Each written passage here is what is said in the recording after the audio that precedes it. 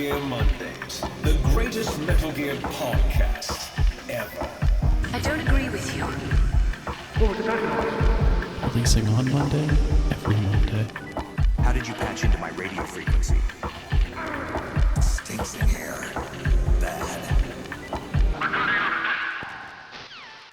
Ladies, gearsmen, babies, and gentlethems, you're listening to Metal Gear Mondays, the...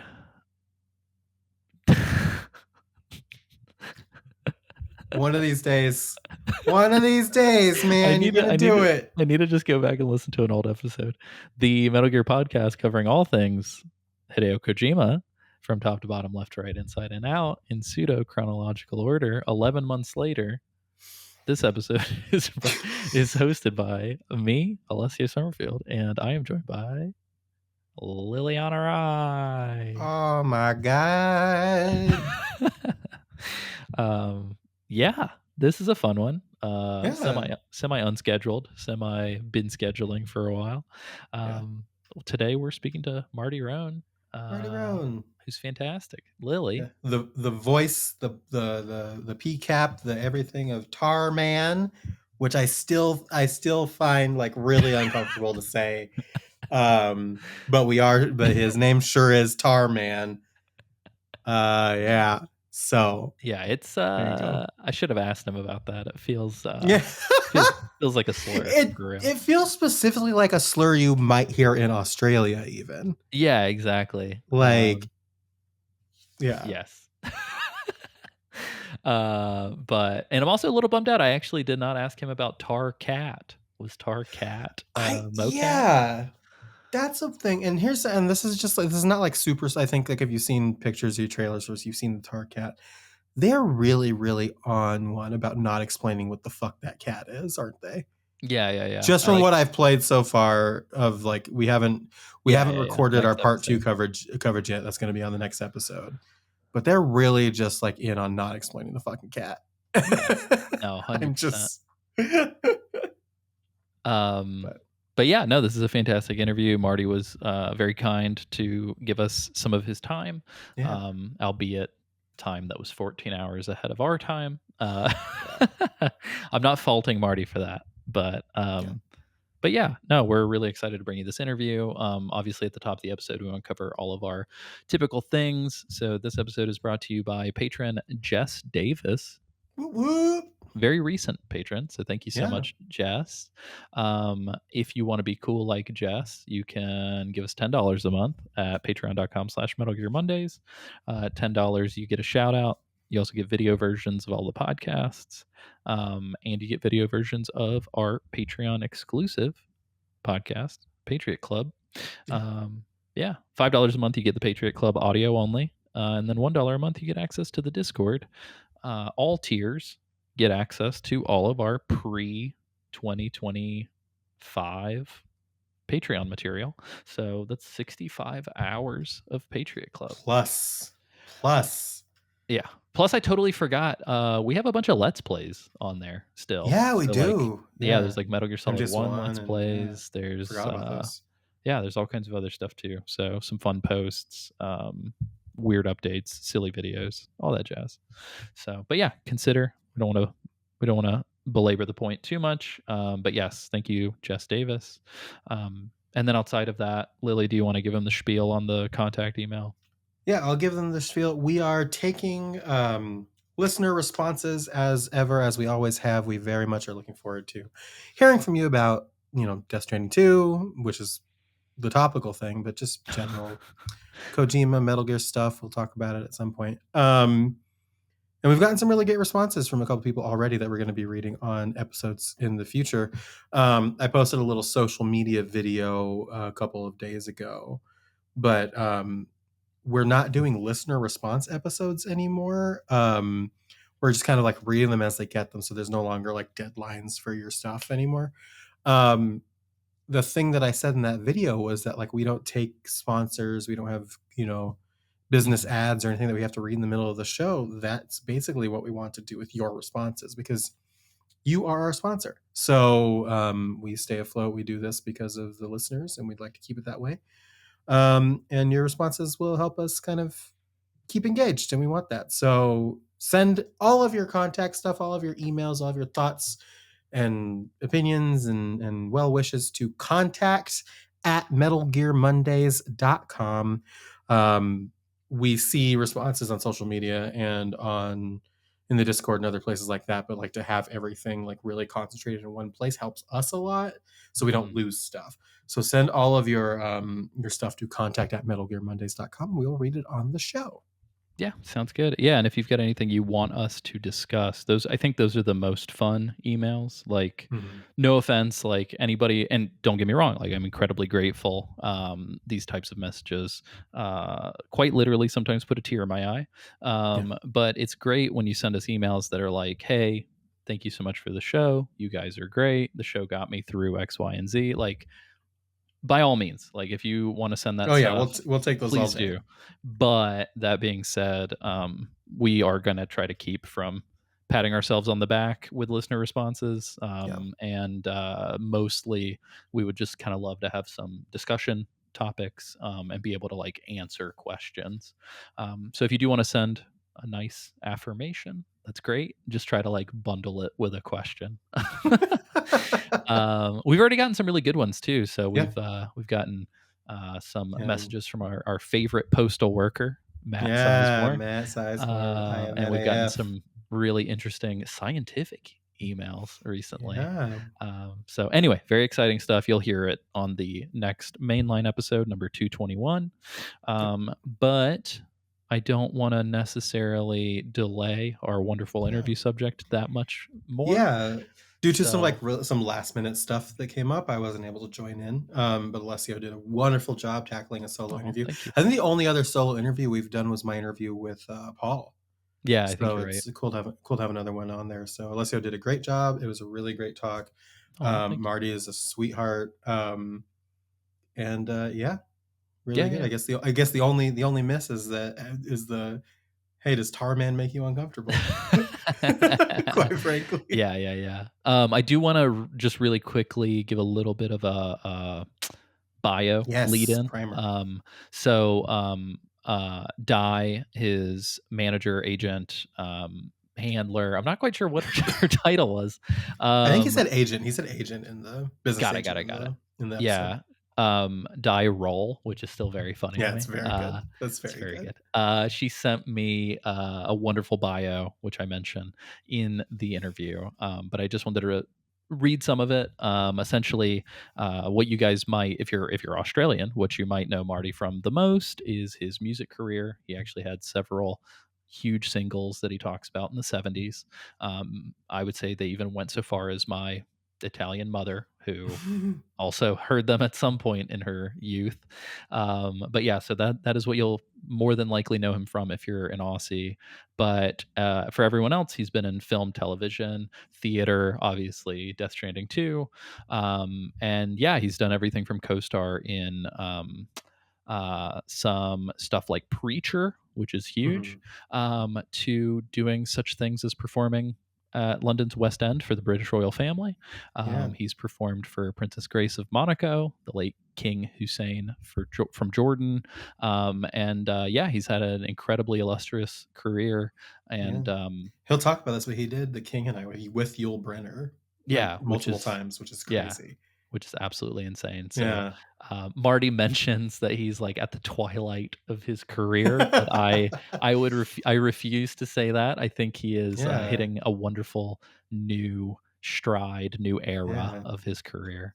Yeah, I'm hoping this kind of feels like he's done some other stuff, like you talk about how he's like he did some stuff in Street Fighter 6 and Mhm. some other things, which is of great interest to you, and shout out Steve. Shout out Steve out there Yes. listening. But I'm hoping this kind of opens up a door for him into like the world of voiceover and of video games and stuff like that, because he's got a fantastic voice. He did a tremendous job. I know he made a joke. He makes a joke about being compared to David Attenborough for one of his auditions, but like I get that vibe, but like in the best possible way. Yeah, I was gonna say it's not inaccurate. Positive parentheses complimentary. Yeah. I could listen to Marty audio narrate an ebook. So I'm hoping if he wants to do an audiobook, I will be there. Hey. But also shout out, speaking of Steve, I should be a better friend and remember the date, but I know it's soon, if not already. Congratulations on getting married, Steve. Yeah, Steve, congrats. So yeah, Steve and Justine in Newfoundland. Newfoundland? How do you say it? Newfoundland. Newfoundland. Yeah, they're Yeah, Newfies. congrats, y'all. Mazel tov. Mazel. Anyway, Neither of us are Jewish. yeah, well, I am a quarter. Well, of yeah, that's fair, German that's Jew, but I'm like 2% Ashkenazi. yeah. It's fine. As Deborah would say, I don't have to be Italian to like to eat Italian food. That's true. That's very true. That's extremely true. Anyway, Oh doi tashimashite, and enjoy the show. Cheers, y'all. Marty, thank you so much for being on the show with me. It's an absolute pleasure. I can safely say we've never interviewed pop royalty on this program before, so thank you for joining me. I've never felt so flattered. Oh man, so first and foremost, how do you pronounce her name? Is it Die Roll or D? No, it's Die? It's Die Roll. Yeah, it's short for Diane. Die Roll. Yeah. I love it. It's like rolling a dice. She sent over a lovely bio and a lot of information, and so we'll be handling the wonderful introduction before jumping straight into the interview. So no need to reintroduce yourself. But for that being said, we have a lot of listeners that are, I would say, probably 30 and under, mid 30s, who might not be familiar with your work. I took a deep dive this past week and a half and listened to a lot of your work and loved it. But could you maybe let our listeners know what they may have heard you in? That's a tough one, because Death Stranding 2 is probably the biggest, widest spread international exposure I've had. If people are living in the UK, their parents would have probably seen me in The King and I with Yul Brynner at the London Palladium. Down here in Australia, they might have seen me about a decade ago with Lou Diamond Phillips playing the King in The King and I. And in the US, I had guest appearances in Preacher and Bull as an actor. I recorded my first US country album in America at Cactus Studios in the Beverly Hills. The producer was David J. Holman, who sadly passed away just a couple of months ago. But he was responsible for the Grease and Xanadu albums and worked extensively with Olivia Newton-John. And I was in America trying to further my acting career. And he happened to see a video to a song I recorded called Graceland on the Line. And he asked to have a meeting with me. So I went up and met with him at his studio. And at the conclusion of that meeting, he said, "I'd like to produce your first US album." And I said, "Oh, that's very kind of you, David, but look, I don't have the money. You're such an esteemed producer. You've produced those albums and you've produced Gwen Stefani. I don't have the money." He said, "No, it's on me. I'll produce it and I'll cover it with my studio." Oh wow, that's awesome. So three number That's one wonderful. independent hits later, people will probably, if they listen to sort of more independent country radio in the US, they would probably hear tracks from the Jealous of the Sky album. Okay. No, that's awesome. I was unaware of that record and I would love to hear it now. So I appreciate you letting me know. One thing that I find interesting is you have this Street Fighter 6 credit. Can you tell me about this? Is this real? Are you a narrator for Street Fighter 6? Is that an actual credit? Yeah, it is. I was contacted by the makers of Street Fighter 6, which is actually the animated version. It's Got not it. a game version. It's the Mhm. animated version. And they asked me would I do some narration for it. I got to Very tell you cool. this. Very cool. And I said, "What sort of voice?" They said, "Well, we like the tone of your voice, and we'd like you to put on this deep voice that we heard in one of your demo reels." And I put on this deep voice with a sort of a British accent. and this person online came back and said, "I didn't know you guys got David Attenborough to That's do the very good. voiceover for Street Fighter." So I was flattered. I thought Yeah, yeah, yeah. to be in the same sort of room as David Attenborough is fine with me. That's crazy. Yeah, I mean that's very very high praise. I mean I will say this. So, and I'm glad to give a little context. Our podcast covers the works of Hideo Kojima in a very like book club sort of fashion. So our listeners will kind of play along. We'll have discussions. We'll interview guests from the games, stuff like that. We've been going on for, I think this episode with you right now will be episode 220, and I think we've been running for 8 years, something like Wow. that. But all that to say, the show itself will begin coverage of your portion of the game 4 days from now. So you are coming at the perfect moment. And I just spent, I don't know, I'd say the last 2 days hearing your performances in Death Stranding 2. And I just have to say, it's your vocal performance is fantastic. Like you sound very, very good. Thank you. I've got So a confession to make. I was sent this by the producers, and I wouldn't have a clue how to work yeah, it. yeah, yeah. I'm so Hey, you're not the frustrated. first. You're And not the both first. my sons live in the US, and I'm going to send them one of them a copy. But I said, guys, if only you could be here, so I could actually sort of dissect my performance. And Yeah, yeah. they said, Dad, sometimes it's a good idea not to do that. That's fair. That's also fair.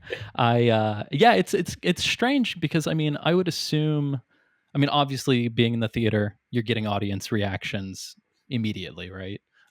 Being a stage performer of any kind, you're playing music, you're doing whatever. It's very one-to-one, instant gratification. I've worked in film and television for about 13 years, and so I understand that instant gratification does not come with film and television. Um, this must be very strange for you though, because I don't know. I feel that the gratification for this role is probably quite delayed and may continue to be delayed for you. I mean, has anybody talked to you about it since the release? Have you seen any Well, yeah, reactions?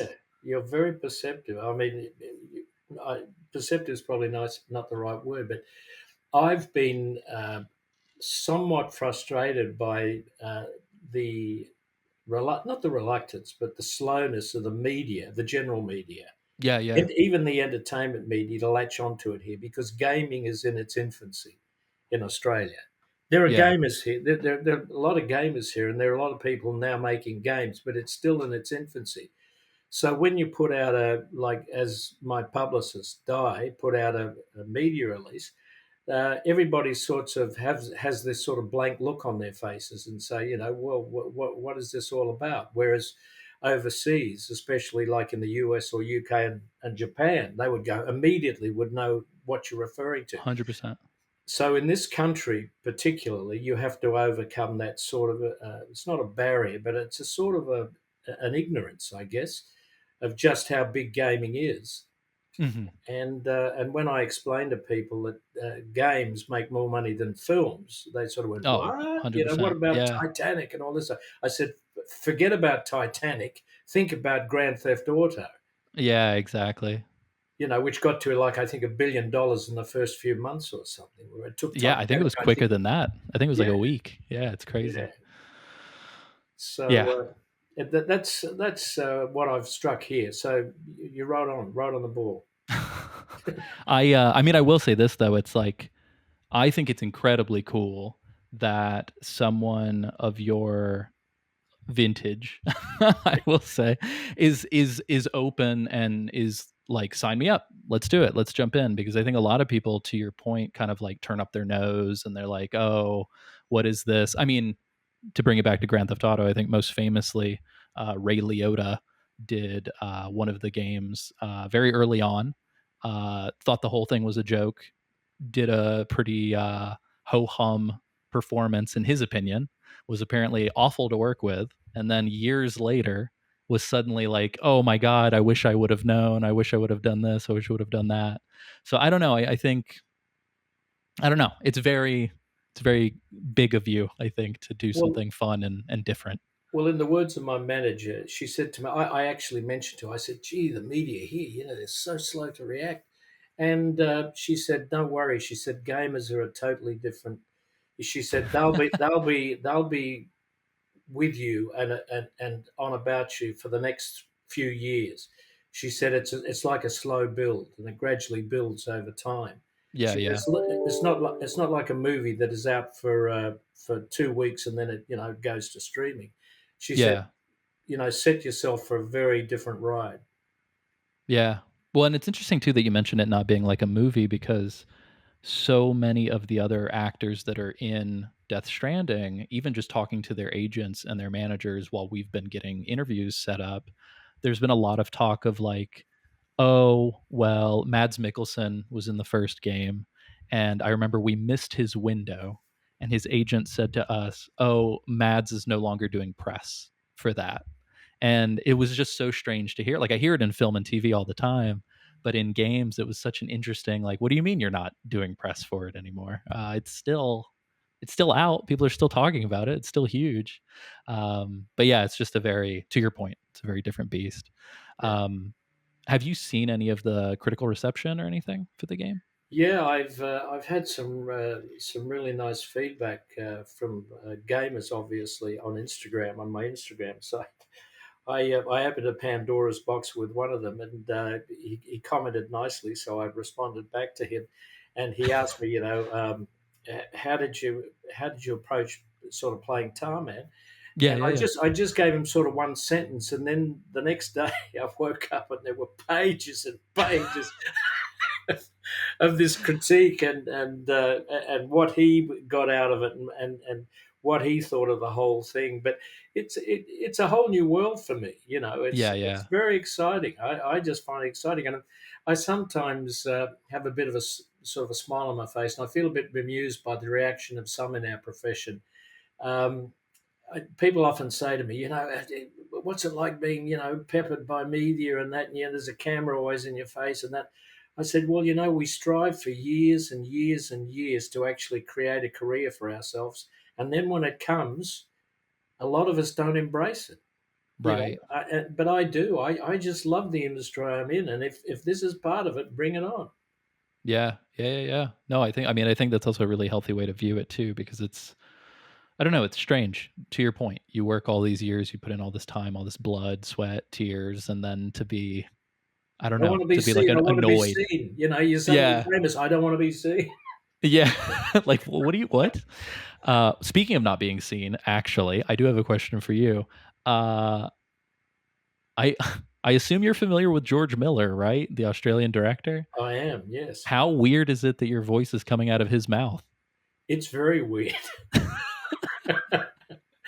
I cracked a joke the other day. I was doing an interview, and they say, "Yeah, so what actually is the synergy, the crossover?" And I said, "Well, it's my acting, it's my voice, it's my motion capture, it's just about everything, but it's George's face." And I said, "I don't understand it because he's so ugly and I'm so pretty." To coin a phrase of a famous boxer. That's very good. Um, but I wrote a letter to George about 4 decades ago. I had an idea for a film, and at the time he had just done, I think, Mad Max 2, and Mm. I had an idea for a film, and I wrote him and gave him a sort of synopsis on it, and he responded. He actually sent me back almost a 4-page letter explaining Oh wow. why I would never get the film up At least he because was honest. it was a horror supernatural type of thing, but at the same time, Poltergeist had Got just it. been released, and what he said was very valid. What he said was, with Poltergeist now and the way that those genre is going, he said you'll never get the budget in Australia to do credit to your film. He said I like the story, I Mm. love, it, especially as it's true. He said, but you'll never get the budget for it in Australia because look at Poltergeist, Yeah, millions yeah. and millions. But yeah, no, I'm very aware of George. Nice. Well, no, I'm happy to hear it because I was having a thought actually before this interview where I was like, how strange is it that this Japanese man convinced a bunch of celebrities to let him scan their bodies so that he can then insert whatever voice or motion capture he wants and just puppet them around. It was just a very strange. So yeah, I guess how were you approached for that? I mean, did somebody tell you you were going to be voicing George Miller's body, or did they just say this is the character and you found out later?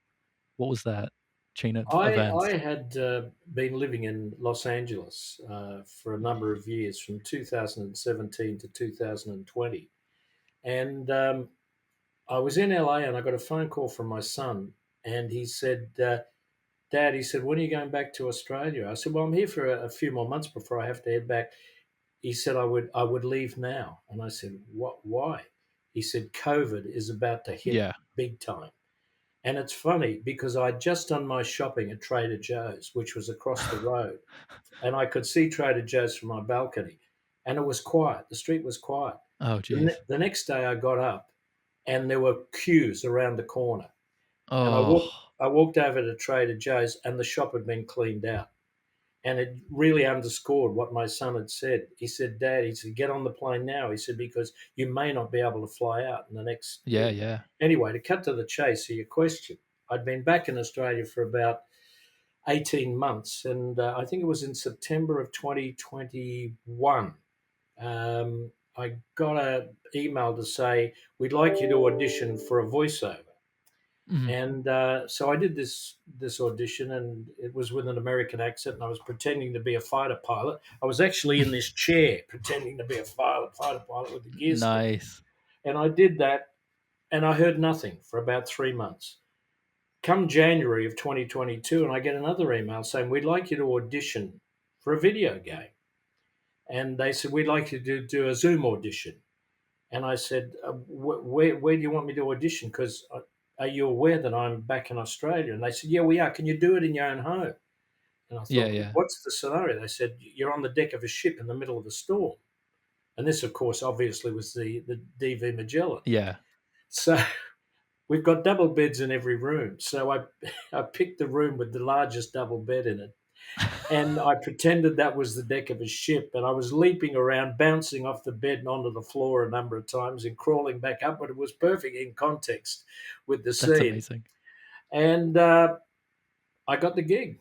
And then I got another email from my manager saying they want you in LA in 2 weeks' time, and the whole roller coaster started. And I made 8 trips to the US about 2 weeks ago, just doing motion capture and meeting everyone and working on the game. It was a wild That's ride. crazy. Oh, I'm sure. Was it your first time doing motion capture? Absolutely. Absolutely. Yeah. How It did you was, find yeah, sorry, go ahead. no, yeah, look, I found it fascinating. The only downside was the weight of the helmet, the weight of the headpiece with the camera out the front and the microphone. It gets very heavy. And Yeah, yeah. I could only take it for a couple of hours at a time, and then they would have to give you a rest and Got it. take the helmet off and that. But when I first walked into the studio, I was expecting this huge set, with things everywhere, and it was virtually a bare room, and all it had in the middle was sort of like iron pipes, chairs made of iron pipes, and Mhm. risers and trestles, and that was it. And here we all were in this skin tight lycra. And I'd never seen anything like it in my life. We've got all these dots all over. It's like black measles, Yeah, yeah, and yeah. and then we had to pretend. It was literally pretend, And as you know, in the game, I lose part of my body, and so Right. therefore I had to pretend all the time to put this prosthesis on every time, just Oh, pretending. interesting.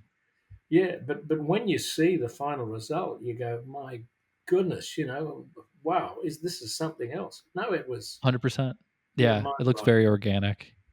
Yeah, it's interesting too. So, this has come up a couple of times. I don't know if you ended up I'm curious, and I'll ask you about it, but, on all of his other projects, on Hideo Kojima's other works, most of the time, it's sort of this traditional everyone's kind of siloed off, they do their vocal recording separate, not a ton of interaction, usually voice directors kind of in between him and them, but it seems like we've talked to Darren Jacobs, who plays Heartman, Yeah, we've spoken with, Deborah Wilson, who plays Doctor. We've spoken with quite a few other folks, and Tommy Earl Jenkins.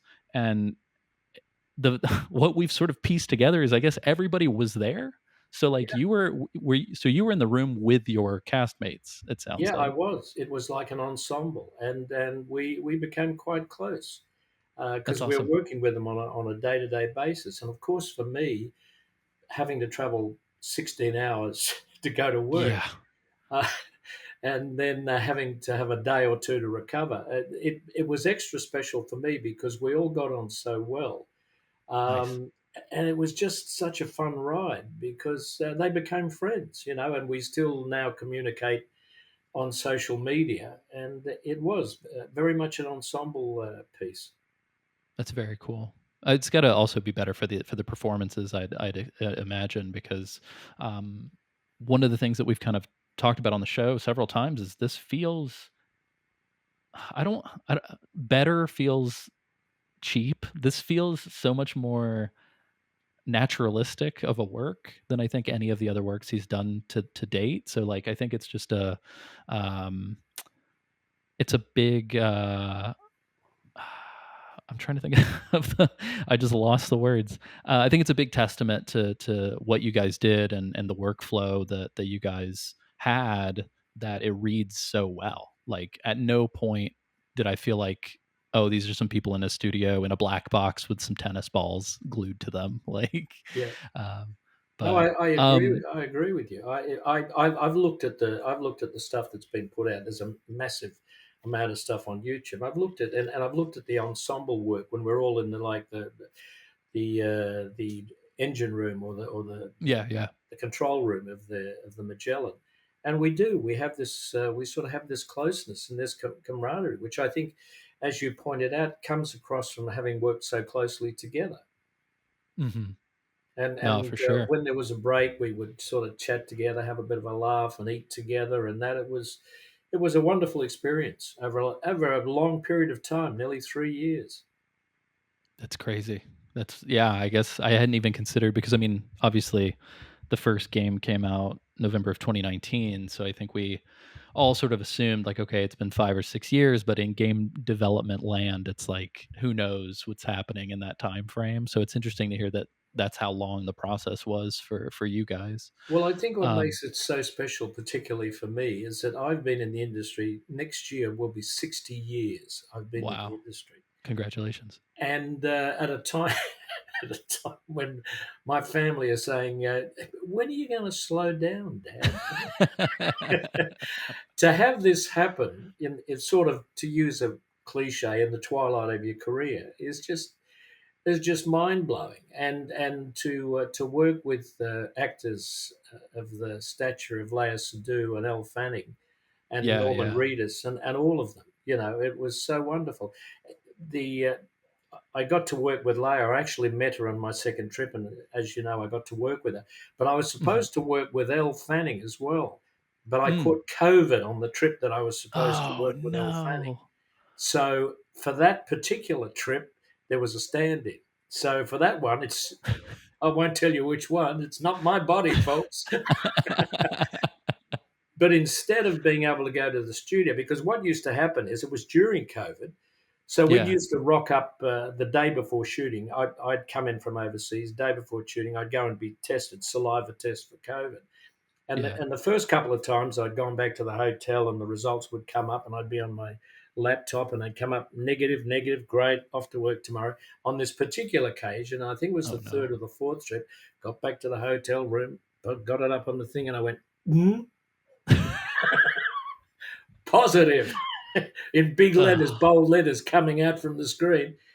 And for the for the next 2 weeks, I was locked away in quarantine in a very nice hotel room overlooking a beach where oh, people nice. were playing volleyball on the beach and diving into a pool below my balcony, and I'm getting my food passed through the doorway in a paper Yeah, bag.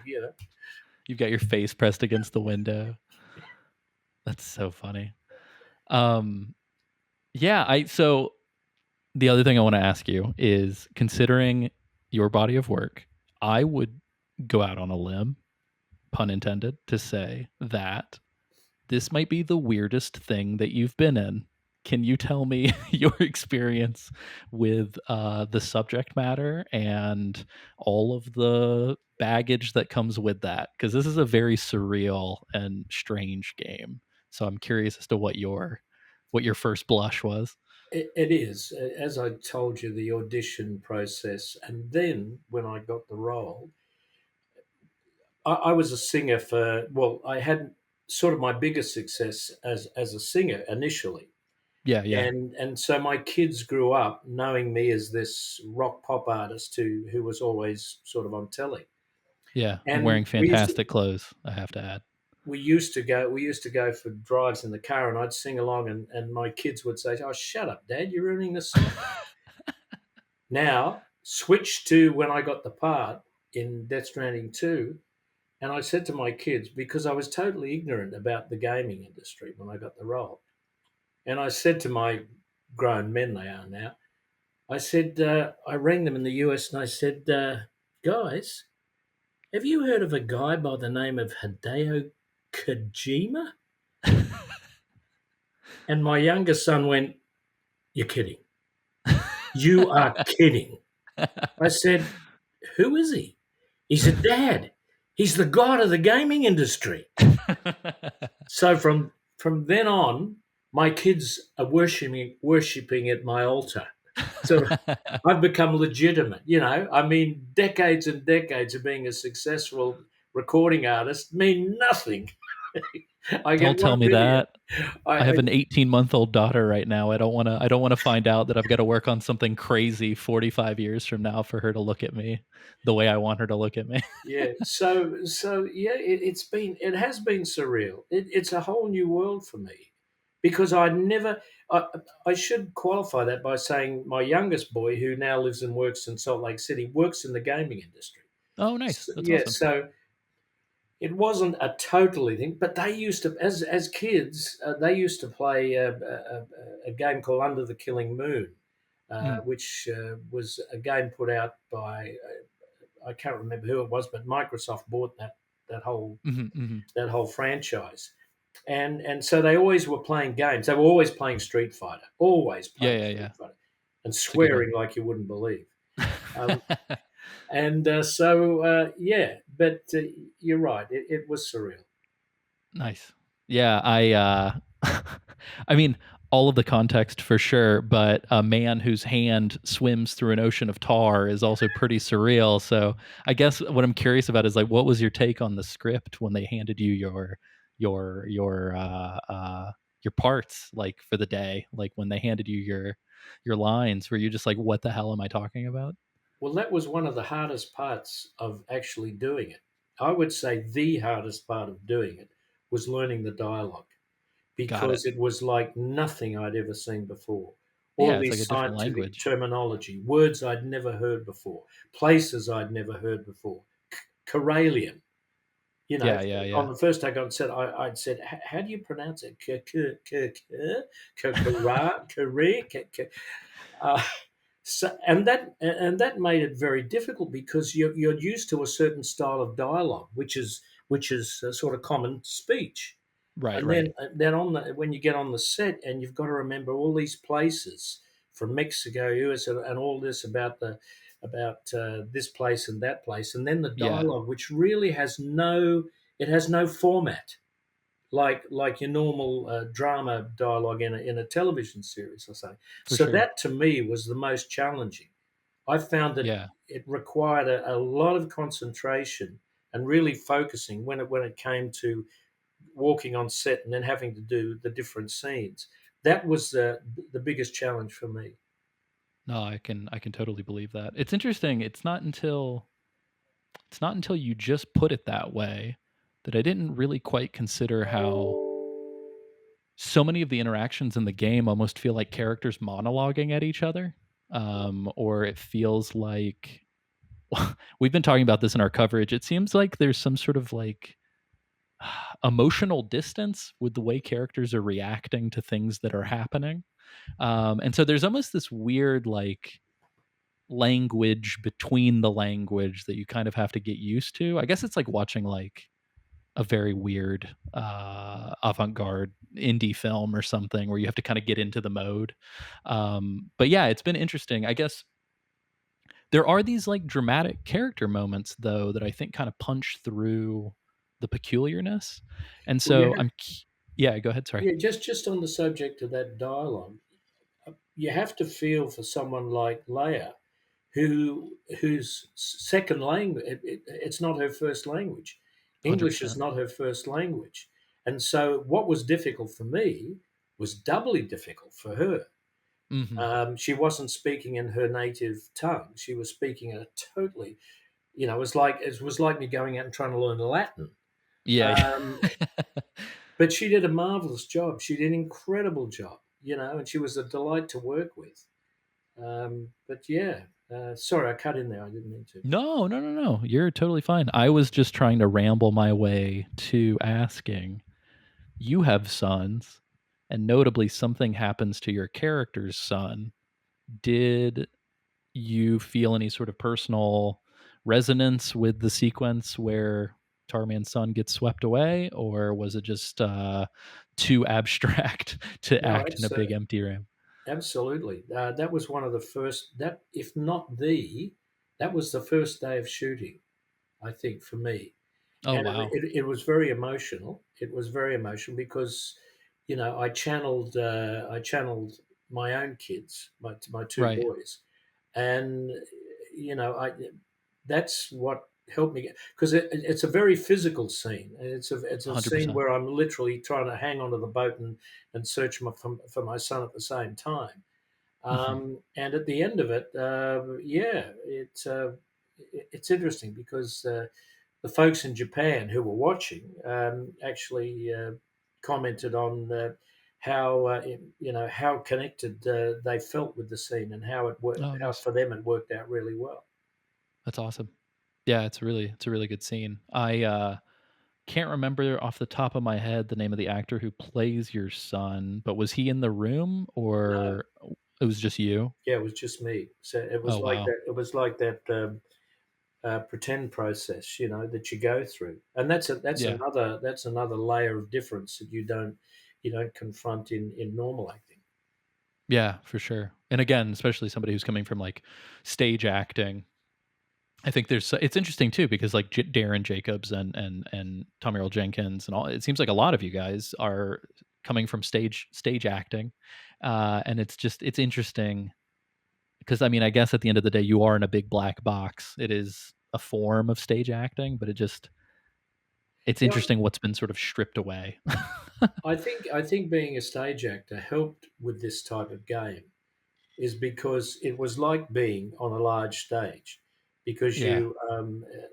and you were able to you had a little bit of latitude, not much, but you had a little bit of latitude at how you moved around the set, which you often don't get when you're doing one-to-one scenes in a film or television. So Right. it did have a sort of a bit of a theatrical feel about it, and that again is one of the things that I really liked.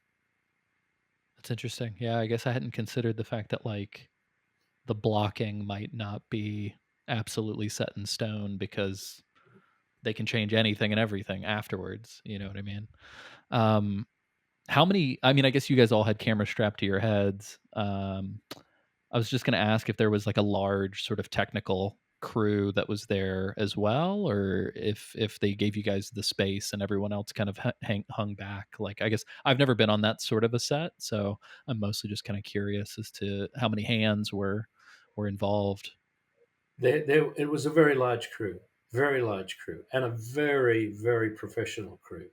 Very Oh, gotcha. respect, very respectful crew, and they were a joy to work with, and they helped us so much. It was they were just so supportive and so helpful, because I think they sympathised with the fact that this was a pretty challenging thing for all of us to do. Yeah. It's not every day that actors act in something and they're literally like this, covered in light from head to toe, with a helmet on, with a camera out the front of their face and a microphone out the front of their face. and you would forget that you had this protrusion out of the front of your face, and you would turn quickly and not hit the control panel. Clunk. Oh. You know, my earpiece would nearly change sides from my right ear to my left ear. So it was challenging, yeah. But the crew were amazing. And Yeah. so and No, so I mean, were Mr. Kojima and his interpreter Aki. Aki. mm, I remember when I first met Mr. Kojima and Aki in Los Angeles, which was fantastic, and the fact that they were both, again, like the crew, they were both so open and responsive to suggestions. Mr. Kojima knows what he wants. He knows precisely what he wants, yeah. but he was always open to a suggestion.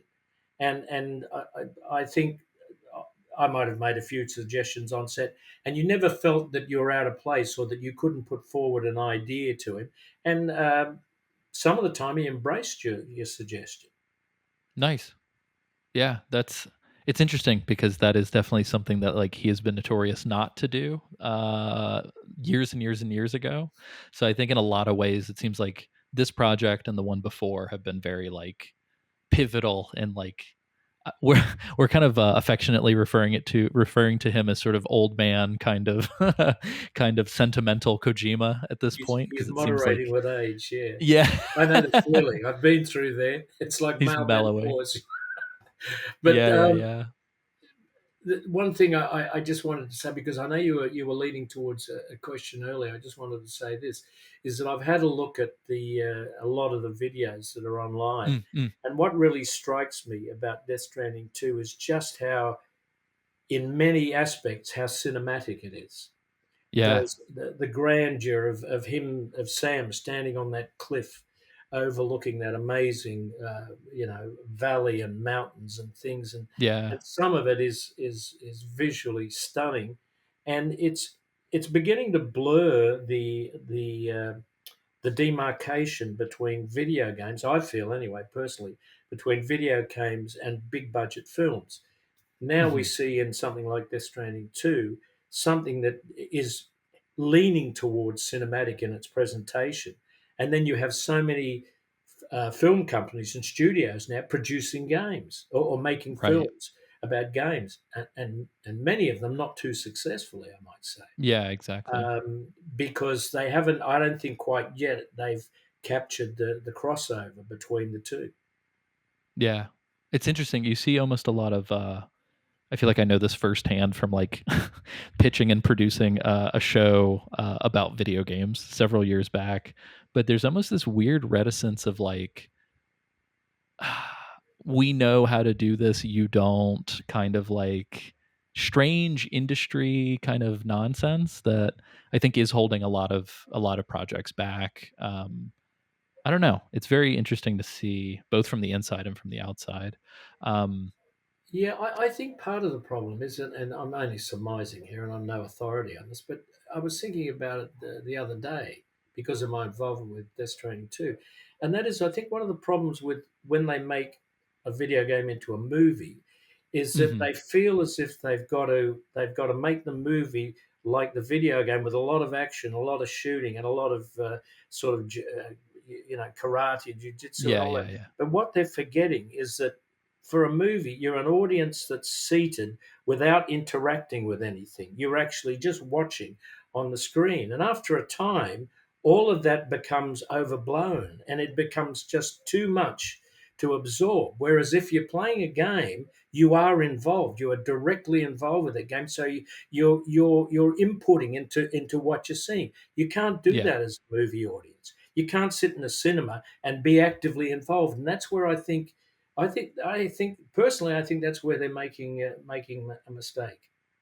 Well, and I think you're onto something too, because if we look at the more successful versions, it's like The Last of Us on HBO or whatever is exploding. And like that has almost stripped out any of the sort of high intensity action. And it's all just characters and dialogue and so yeah, I mean I think you might be onto something. I think they kind of lean probably too heavily into the gameplay. I mean, can you imagine a Street Fighter film I mean, there was a really bad one Yeah, years and years and years ago. yeah. But just like, yeah, if we were to watch two people fight each other for an hour, I feel like we'd all get pretty bored. Well, these days Um, you can go down to your local pub and see the same thing. So that's true. Not during COVID, unfortunately, but definitely these days. Um, I I'm curious. I don't know. I guess I mostly just want to like get your opinion on this, Marty. I less of a pointed question and more of like a let's just talk about it. Part of what you're talking about with the sort of like high level of cinematography and fidelity and sort of games and movies blending, it came up recently.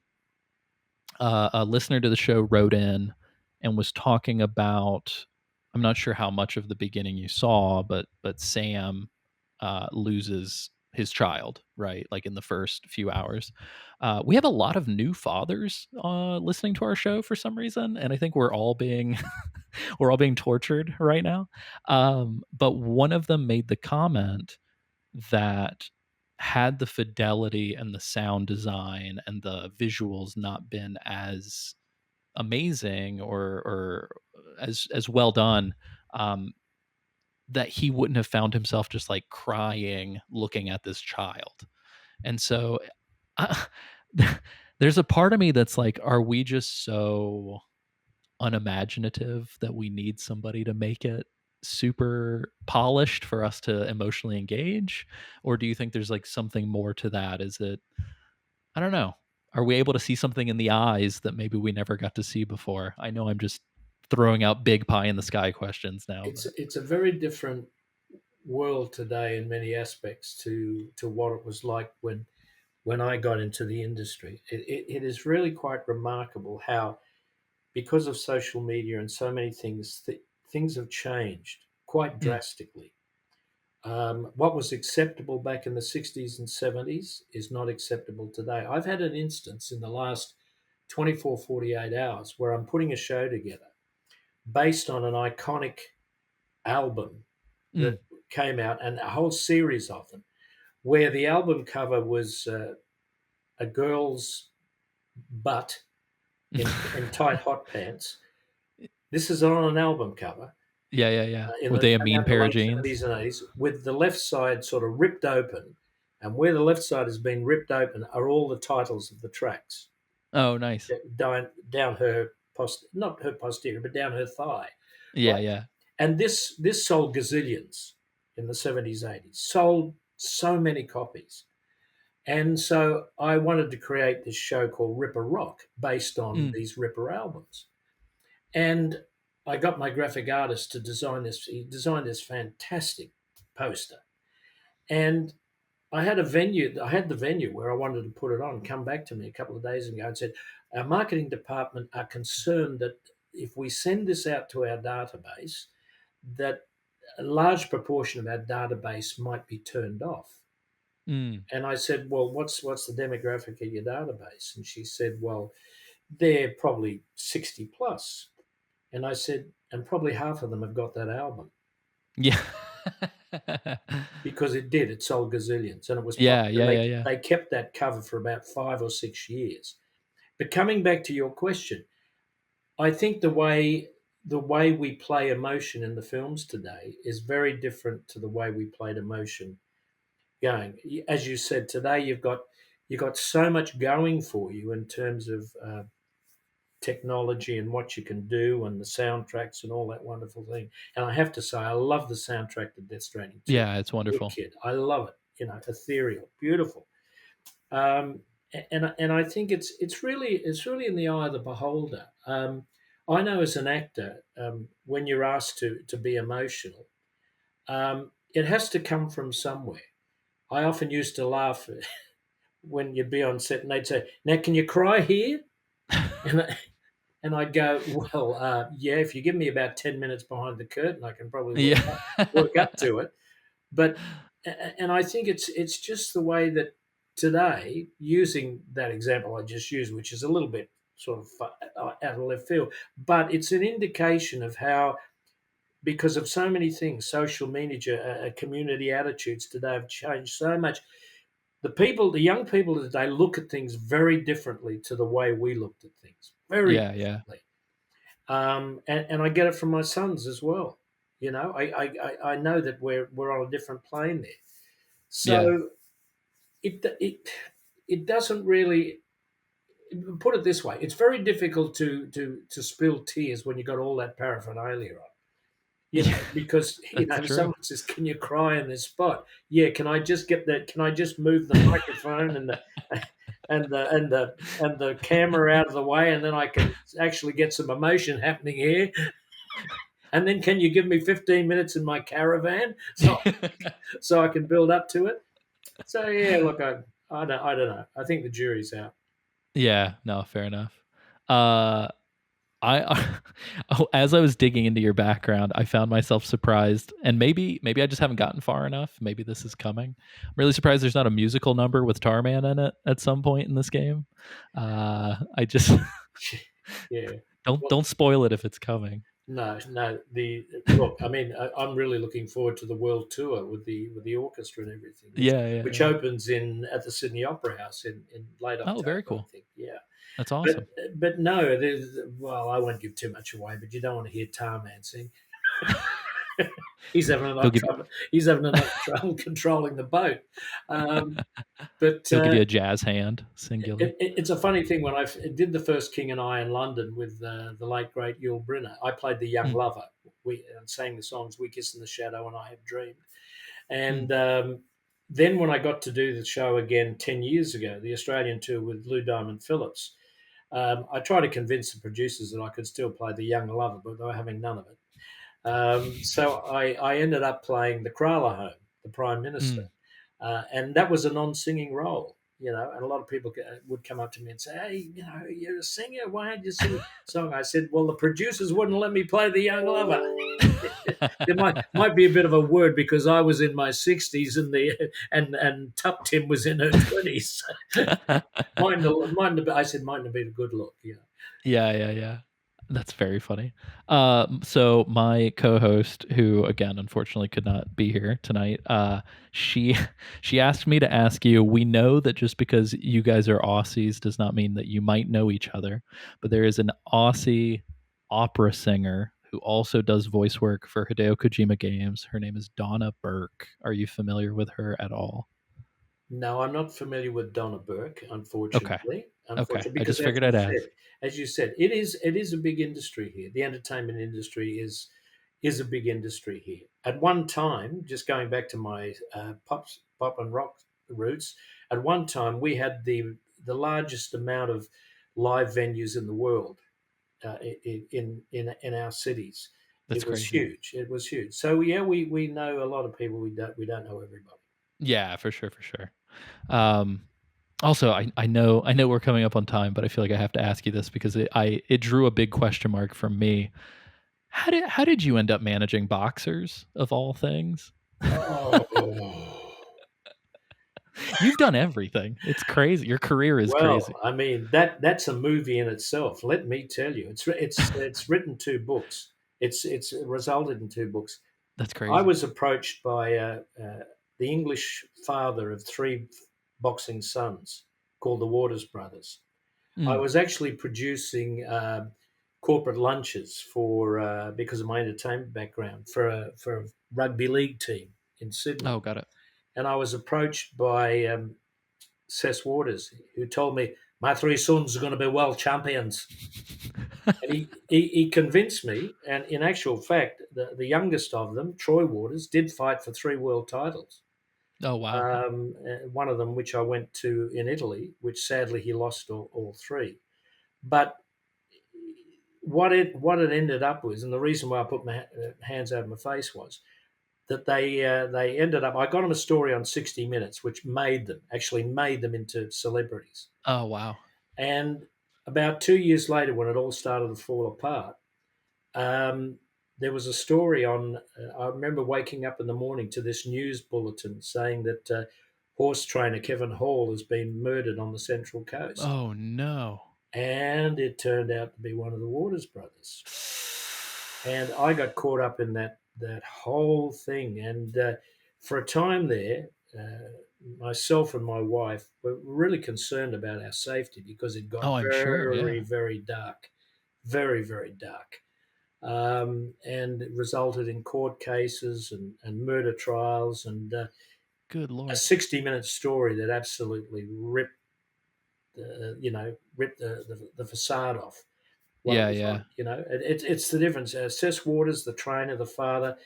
There's a fine line between madness and brilliance. Yeah. He Yeah. he trod that far line. His sons would never have got to as far as they had without his drive and his ambition. But there Oh, was I'm the sure. dark side to him as well. Very dark. That's crazy. Well, apologies. I did not expect the abrupt That's it. left turn. You're not the first, and when it's brought up, that's why I nearly have a heart No, no, attack. no. I totally get it. Yeah, Good Lord. it was a very Um, tough period for us. Yeah, well, I'm glad that you are through that because yeah. that sounds like a literal nightmare. Um, you mentioned Italy earlier, so I do have to say this anecdote. So my mother is 100% Sicilian. She met my father, who was in the U.S. Air Force. So my whole mother's side of the family is all still in Sicily. Well, you'd be When pleased I to hear I'm married to a Napolitana. Nice. My sister was born in Naples, Yeah. so that's amazing. I so funny enough, I was talking about this upcoming interview because my parents sometimes ask what I'm working on, and my mom asked if you were the one who had the songs about blue jeans, and she had legitimately, I mean, she grew up in Italy from like 63 to 87 ish. But she was familiar with your work and said that she liked your songs. And that's when I I I took a I deeper am look. I am impressed. I mean, I had two number one hit records. The first was a song called Denim and Lace, It's and a the good one. second was a song called A Mean Pair of Jeans. That's Uh, my favorite of the two. People used to say that I had a fetish for denim. Yeah, I was gonna ask, what's the fascination? It's just the way it turned out. The first hit, "Denim and Lace," was written by two guys. It actually came to me as a country song. It was Oh, interesting. I got this demo, which was a country song. The demo was terrible, worst demo I've ever heard. And I said, I'll record it under one condition. I turn it into a rock song, which I went home, created a riff, gave it a chunky rock feel. Because let me tell you that I'd already knocked back two songs previously. One Oh of them, wow. one of them was A Little Ray of Sunshine, which became a huge hit for an Aussie guy. The second song I knocked back was by a little-known Swedish group who just won song uh, uh, Eurovision called Waterloo. And the band was Okay. ABBA, and I knocked Nice. that song back. That's I awesome. had the chance to record it. And so when Denim That's and Lace that's came always along, such a crazy thing to see somebody else just when Denim and Lace came along, as bad as that demo was, I wasn't knocking it back. Yeah, yeah. Yeah. Well, and good on you. Yeah. So Yeah. thank you, Mum. She's spot on. No, it's great. I've really enjoyed going back and listening to your stuff. I'm definitely gonna have to look for that country record. But yeah, Marty, thank you so much for your time.